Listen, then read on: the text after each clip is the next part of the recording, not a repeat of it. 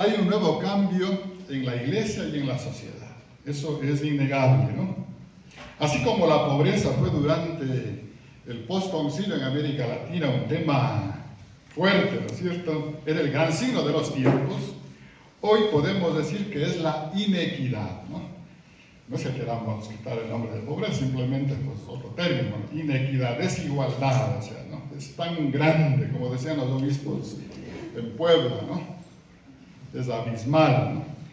Este fenómeno afecta las condiciones de vida desde lo económico, pasando también por relaciones de exclusión, sea por género, raza, cultura, y genera violencia. Muchas personas se ven forzadas también a migrar por las guerras, situaciones precarias de vida, están constantemente amenazados por los grupos de poder, ya sean por el narcotráfico o ideologías políticas. La pandemia ha desvelado esta vulnerabilidad e indefensión de cientos de millones de personas en nuestro planeta que no tienen posibilidad de tener posibilidades, ¿no? Los nuevos pobres. En esta época la Iglesia tiene el gran desafío pastoral de acompañar tanta fragilidad humana, ¿no? Qué bonito, digamos, ¿no? O sea, nos toca a nosotros, ¿no? Como Iglesia acompañar esta fragilidad humana y apostar por la reconstrucción del tejido sociocultural, porque por ejemplo, en nuestro país está roto el tejido social, ¿no? Y cultural, ¿no? Entonces tenemos que, desde todos, ¿no? Los ámbitos, reconstruir ese tejido. Al escrutar los signos de los tiempos, nos preguntamos cómo estamos realizando hoy nuestro caminar juntos en medio de tantos pueblos y culturas. Es la gran pregunta, ¿no? ¿Cómo estamos caminando juntos, ¿no? En medio de nuestros pueblos, ¿no? Y también de las culturas? Dos imágenes de la Iglesia nos pueden ayudar, que nos dice el Papa Francisco, ¿no? Por una parte, una Iglesia en salida misionera, al encuentro de los excluidos, al encuentro de los vulnerables, de los nuevos pobres, con las puertas abiertas y capaz de transformar costumbres, estilos, horarios, lenguaje y toda estructura eclesial. Eso lo dice el Papa, ¿no? Él dice, pues, muchas veces nosotros nos justificamos que siempre se ha hecho así. Y entonces ese es el gran impedimento para esta reforma, ¿no? De costumbres, de horarios, de estilos, todo eso, ¿no? Porque siempre hemos hecho así. Es que el despacho se abría a las 2 de la tarde, ¿no? No podemos abrir a las 8 de la noche en la ciudad, supongamos, ¿no? Porque era a las 2 de la tarde. Así era. Pero ahora tenemos que mirar estas realidades nuevas que están pasando y ocasionándose en nuestro pueblo, ¿no? La primera, entonces, una iglesia en salida y misionera.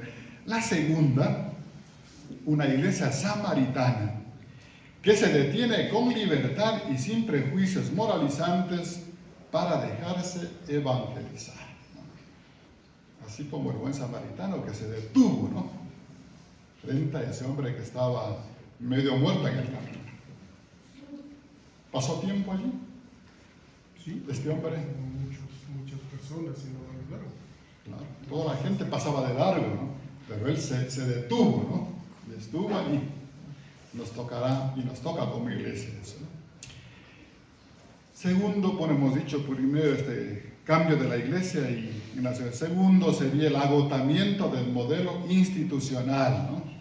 Hay un agotamiento, hay una crisis, ¿no? En la institución.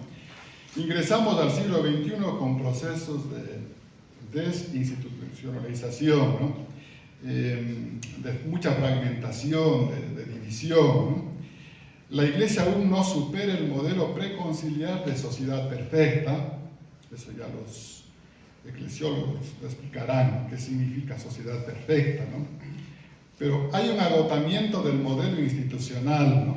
Que hunde sus raíces en la cultura clerical, en el clericalismo que el Papa siempre está en estos últimos tiempos llamándonos la atención y denunciando también, ¿no? O sea, el clericalismo quizás es uno de los factores que ha llevado también a esta crisis, ¿no?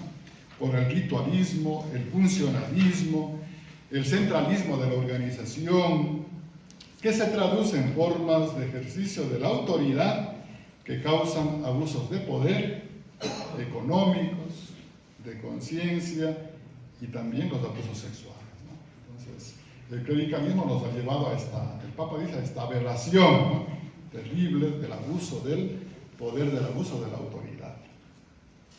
Hay quienes pretenden preservar o solo renovar estructuras caducas y otros que piden crear nuevas, ¿no? Hay como esas dos tendencias, ¿no? Unos en mantener lo que hemos tenido, esa es la iglesia de conservación, y otros que aspiran a ciertos cambios, ¿no? Todo esto nos interpela y reclama cambios en el proceder eclesial, para lo cual es fundamental un proceso de conversión, ¿no? La conversión pastoral, la conversión eclesial que ya Santo Domingo nos pidió, ¿no?, y que ahora con el sínodo se vuelve a retomar, y el Papa Francisco también, capaz de revisar actitudes personales, los modos también de relacionarlos los unos con los otros, y nuestro modelo institucional subyacente, ¿no?, a nuestro ser de iglesia.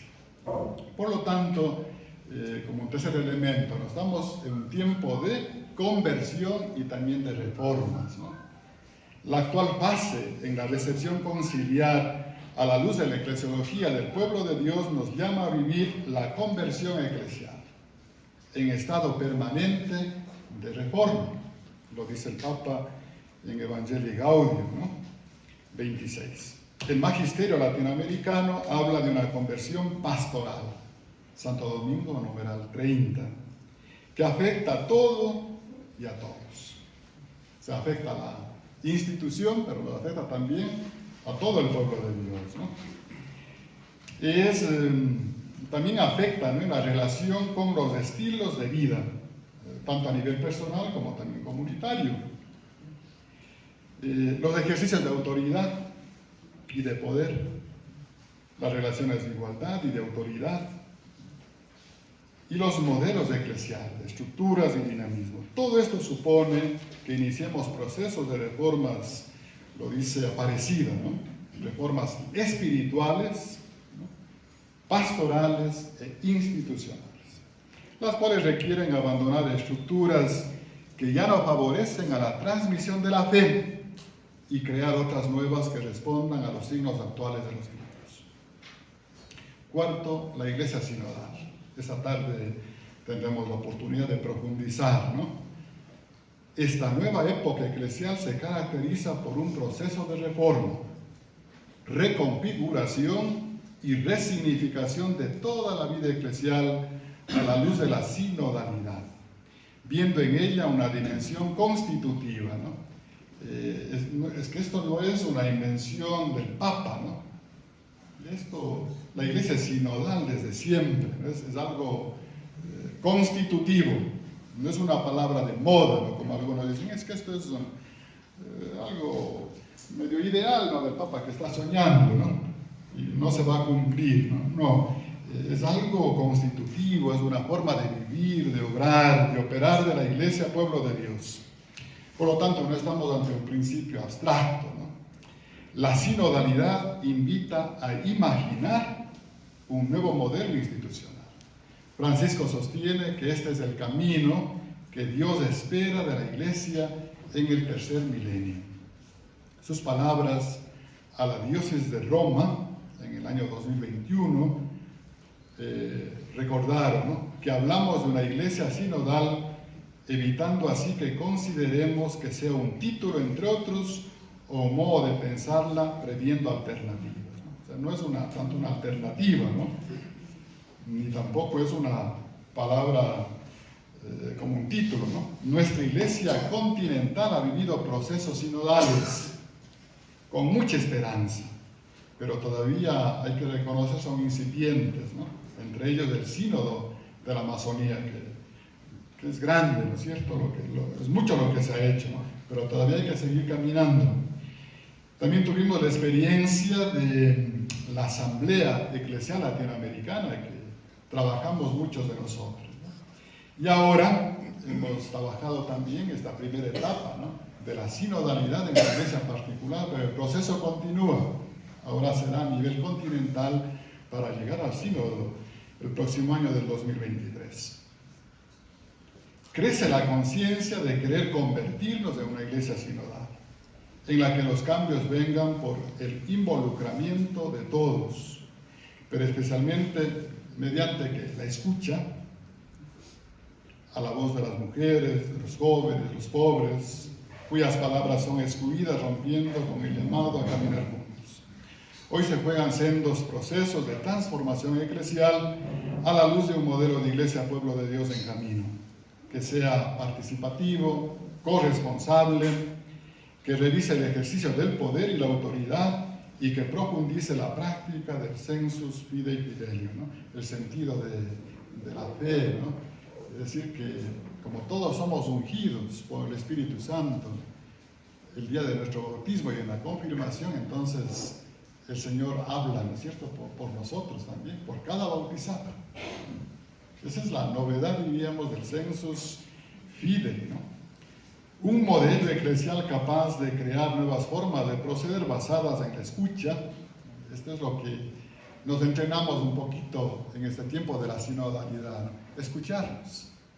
Por eso nos hemos reunido, para escucharnos. Segundo, para dialogar.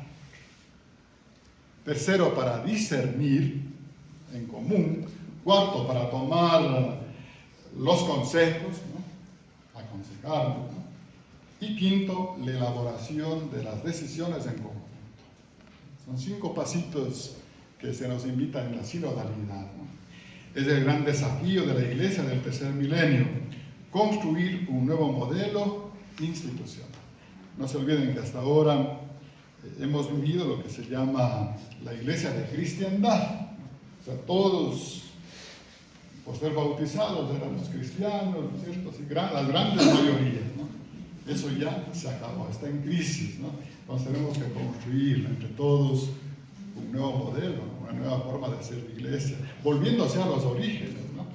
A lo constitutivo, ¿no? de lo que quiso Jesús, ¿no? La comunión, la sinodalidad, ¿no? Este caminar juntos, desde la comunión, la participación y la misión. Entonces, queridos hermanos, les animo para que entremos en este espíritu, ¿no? Y podamos hacer de esta asamblea diocesana, ¿no? Un trabajo en donde caminemos juntos todos, ¿no? Nos involucremos, que hablemos, ¿no? Que hablemos mucho. Los laicos, sobre todo, quisiera que escucharlos, ¿no? Que puedan hablar, ¿sí? Romper ese miedo, ¿no? Y ser esos laicos que dan vida a la iglesia, ¿no? Que somos todos, formamos parte de este pueblo de Dios. Entonces, así dejamos inaugurada esta asamblea diocesana, ¿no? Y que Dios pues nos acompañe, nos bendiga y que todos, así como hemos empezado, también terminemos, ¿no? Que no nos vayamos a medio camino, y a los que no han venido hay que llamarles, ¿no?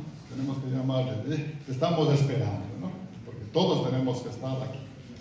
Muy bien, pues buenos días y adelante en el trabajo en este.